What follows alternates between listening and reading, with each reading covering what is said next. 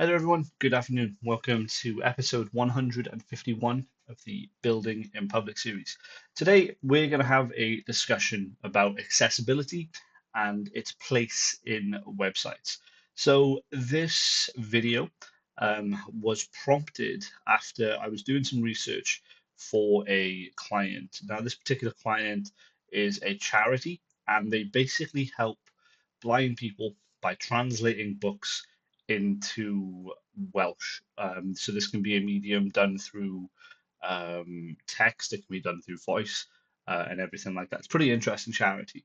But yeah, without further ado, I wanted to jump into to today's video and explain why we're doing what we're doing. So you can see here that we've got ChatGPT open for the start of the recording.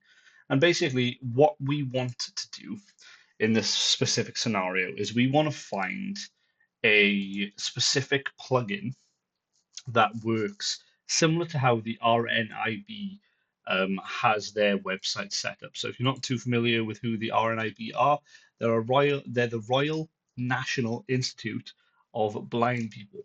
And essentially, what I wanted to do was I wanted to replicate their color switcher um, mode that they have on their site. And I couldn't really find a very good accessibility option until basically I was recording this video. Now, I'll be honest with you, a lot of my websites do not have accessibility options.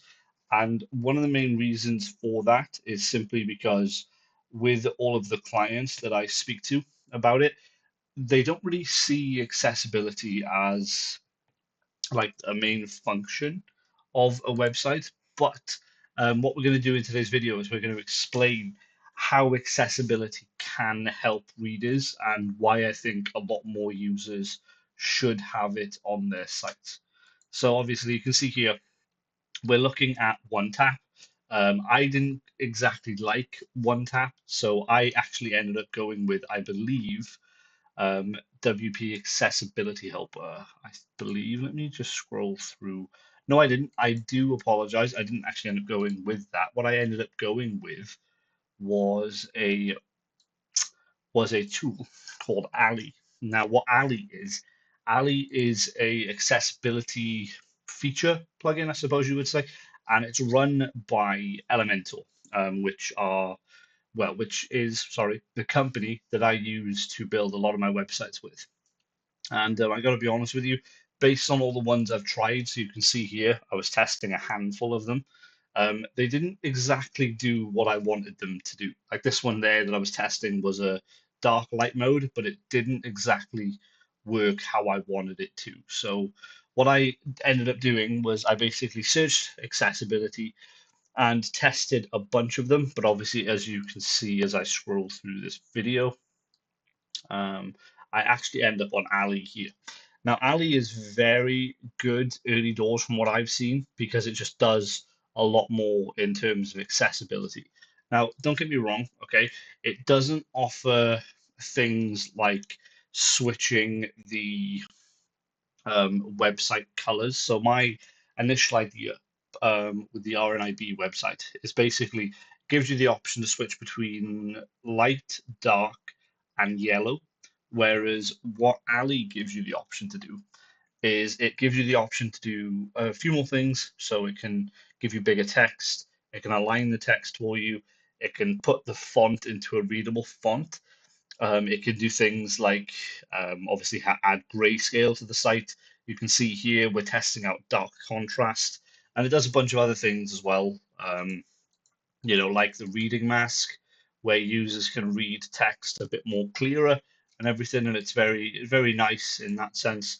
But yeah, honestly, overall, I think just in what I've experience when it comes to accessibility. Like this plugin and this extension isn't that evasive. So if I just move myself over, 2 seconds, where am I? There I am. So if I just move myself over, you can see Ali is near the bottom of the screen and it's not too evasive. You can actually hide it from your session as well.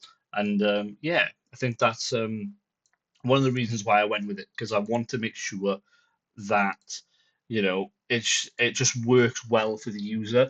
And I got to be honest, I think Ali is is the option for it. Now, the next bit I wanted to get into as well, because obviously we're adding features to this website, okay? And that's what this session was about today, is one other session that you need to have on your website, specifically if you're in countries like Wales, where I am. It's always good from a user experience perspective to have translation available for a website. So in this scenario, what we're doing here is we're using a very popular plugin called Translate Press. Now, this plugin allows you to translate a lot of different languages. The only kicker with this plugin, though, is it doesn't basically offer automatic translations. Even though it says it does here, I might have to go to a tutorial on Translate Press, but I haven't found anything as of yet to translate it directly. So what I'm going to do in this scenario, because again, I'm not really the greatest Welsh speaker, what Translate Press offers you to do is it offers like a UI for you to click on certain sections of the website and basically make changes to the site there. So if I just scroll through this now, go here, where are we?